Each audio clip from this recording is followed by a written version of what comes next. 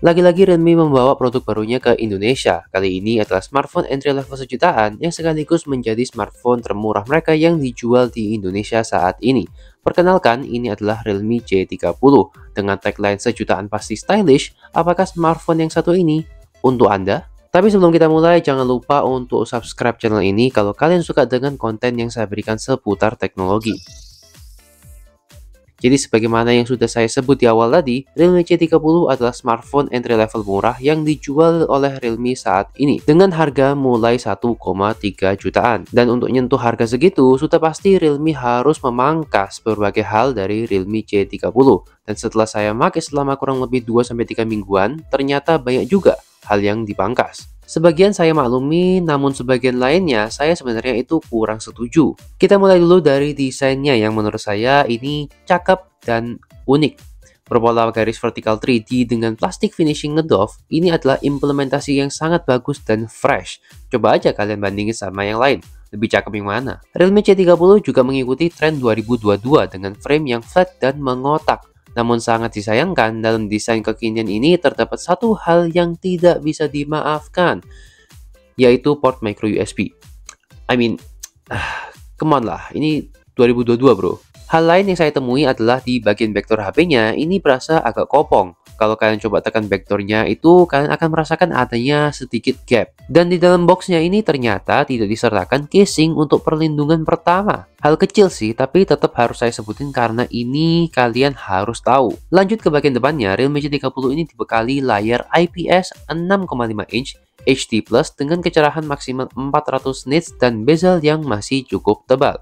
Di sini Realme memangkas berbagai hal dari layarnya, seperti tidak adanya anti gores bawaan pabrik. Tidak ada sertifikasi apapun seputar perlindungan layar macam Gorilla Glass, dan sepertinya layar Realme C30 ini tidak dibekali oleh oleophobic coating. Karena pas saya pakai buat nge-game ataupun nge-scrolling, itu rasanya rada keset banget dan gak nyaman. Setidaknya untuk performa di sini tidak begitu mengecewakan. Realme C30 menggunakan chipset Unisoc Tiger T612 dengan fabrikasi 12 nanometer.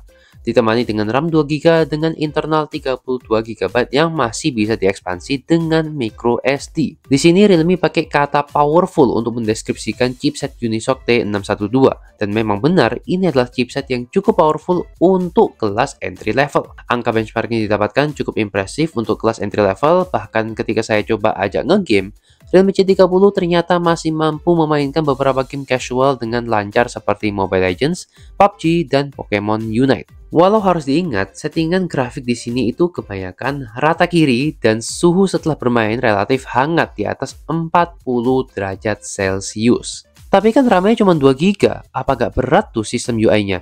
Tenang, karena di sini Realme C30 menggunakan Realme UI Go Edition berbasis Android 11. Intinya, Realme UI Go Edition ini adalah UI stok Android Go yang sedikit dimodifikasi agar terlihat mirip dengan Realme UI.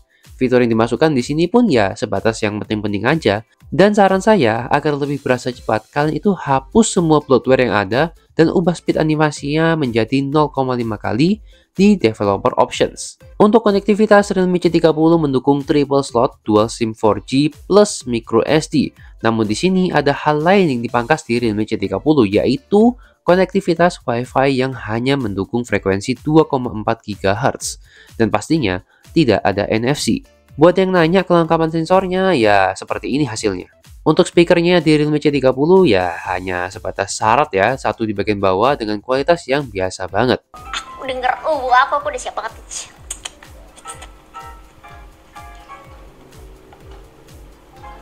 Kok banyak yang dua sih?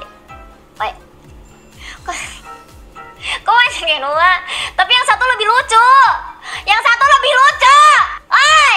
Namun yang perlu diapresiasi adalah daya tahan baterainya yang punya ukuran 5000 mAh. Saya bisa tembus pemakaian 2 hari lebih dengan screen on time di angka 11 jam. Beneran awet banget nih baterainya. Tapi dibalik itu ada durasi pengecasan yang lama banget. Dengan charger 10 watt yang disediakan dalam paket penjualan, ngisi dari 6-50% itu butuh waktu 1 jam 6 menit, dan dari 6-100% itu butuh waktu 3 jam lebih. Kalau begini mah ya daripada nungguin baterainya penuh, mending sekalian aja ditinggal tidur semalaman. Dan untuk kamera, Realme C30 itu dibekali single kamera beresolusi 8 megapiksel di bagian belakang dan 5 megapiksel kamera selfie. Hasilnya sih ya terbilang standar aja, mengingat ini juga HP entry level, dan terkadang hasil foto biasa dengan versi HDR-nya itu tidak terlihat begitu beda. Di sini juga ada fitur night mode dalam kameranya, namun hasilnya pun sama, tidak begitu beda dengan versi autonya.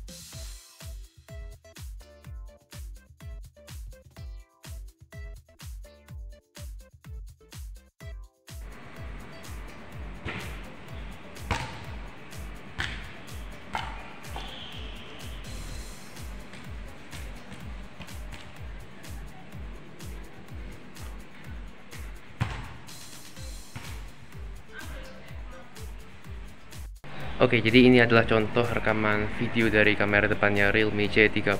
Ini resolusinya cuma di 720p 30 fps, gak bisa lebih. Jadi seperti ini kualitasnya. Dan kalau misalnya backlight dia agak kesusahan ya sepertinya. Dan di sini tidak ada stabilisasi semacam apapun.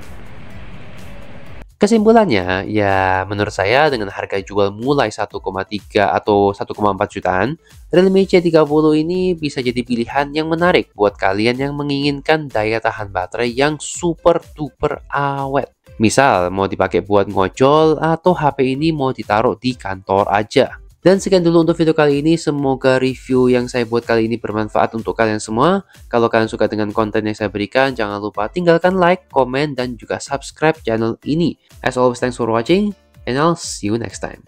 Jane.